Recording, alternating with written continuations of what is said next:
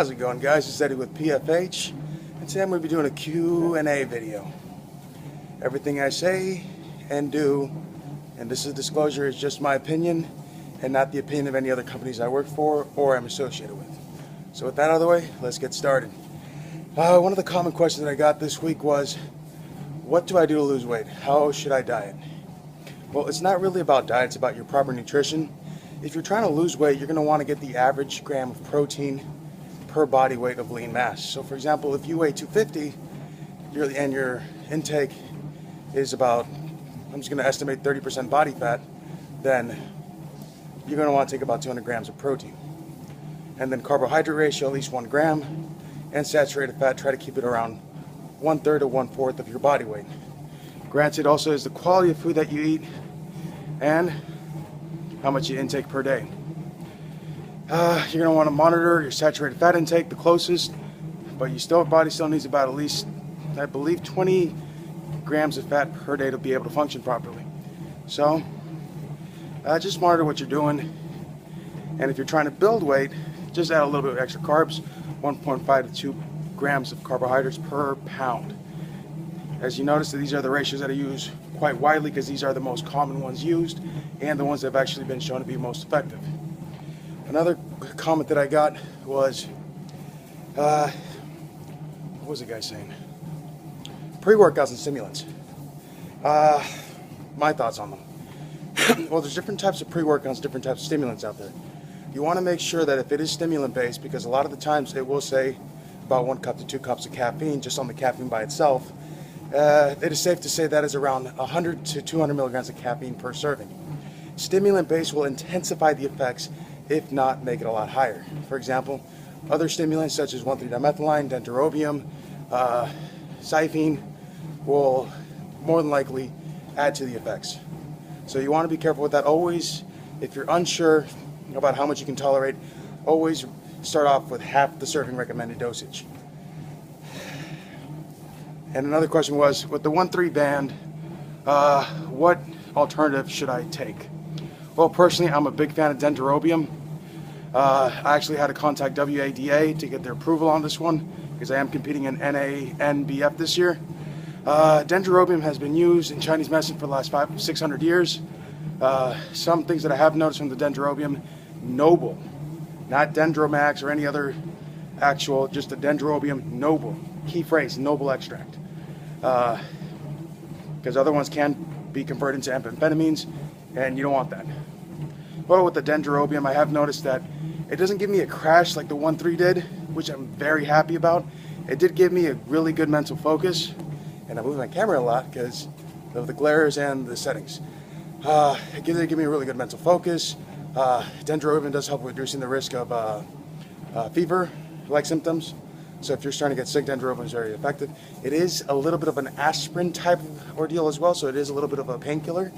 So denterobium, average intake is 25 to 75 milligrams. From what I've seen, especially me that's been high stimulant tolerant, 50 milligrams would definitely do you good. So if you're sensitive, start off with 25, 1 cup of coffee. You're gonna have a good workout, trust me. Another comment that I get a lot: do steroids really work? No. Just like Mark, low blinders, I have the same concept. Nothing works unless you do. Like, granted, the anabolics, the ASs, the PHs, the designer steroids, they'll do their job, but it's still up to you to put in the effort. Granted, I wouldn't recommend messing with that. A lot of times people don't know what the hell they're doing, and they get negative side effects. I know a guy that's around 60% body fat, was around 270.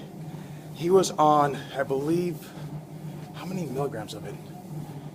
He was on 100 milligrams of Winstrol, I believe 100 micrograms of T3, and I think 80 micrograms of Clen. And he was doing it on and on and on. He never took a break from it, and it didn't do squat for him. His theory on it was, oh, they're gonna work, I'm just gonna sit down and do nothing.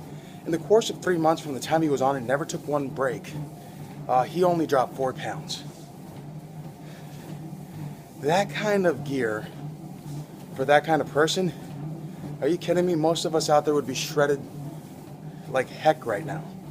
But also take into consideration he's adding T3, so he's screwing up his hormones, his thyroid production hormones. The Winstrol is messing up. It depends on whether he was doing the injectable or injectable oral, I don't know. Since it isn't 17 alkaloid, his liver's pretty messed up. And the fact that he was doing Clen, his heart ventricles might be compromised as well. Best of luck to that guy. Don't do his mistake. So bottom line, in this Q&A video, you know, do your research before you do anything else. Don't just take stuff because your friends tell you to, or because somebody on the internet tells you to take it to. Do your own research, find out what's suitable for you, and just play it smart. The last thing you want to do is compromise your internal health, or compromise your nervous system, or mess up with your hormone balance. I'll do another video later down the road about the pros and cons about anabolics. But I'll get more into depth into that later. Another question that I did get was natural test boosters. Do it. That's my opinion. If it's an herbal blend such as tribulus, fenugreek, longjack, eckerstone, maca, do it. Even at high dosages, it's been relatively safe. No liver damage, no nothing. As far as actual free testosterone production, it's questionable. If you're dieting down and your libido starting to lag a little bit, definitely.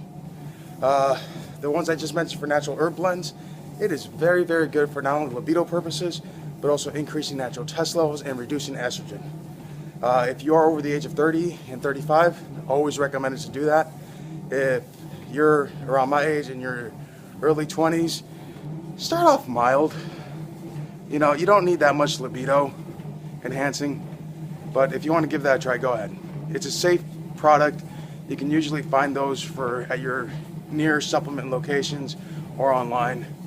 They're generally safe.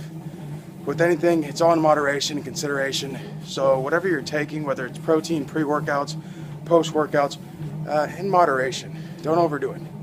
You don't want to mess up anything.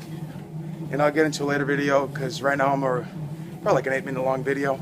But, you know, thank you for watching, guys. You know, hit the like and subscribe button, comment, favorite, and new videos up shortly. Stars the limit, guys. Take care.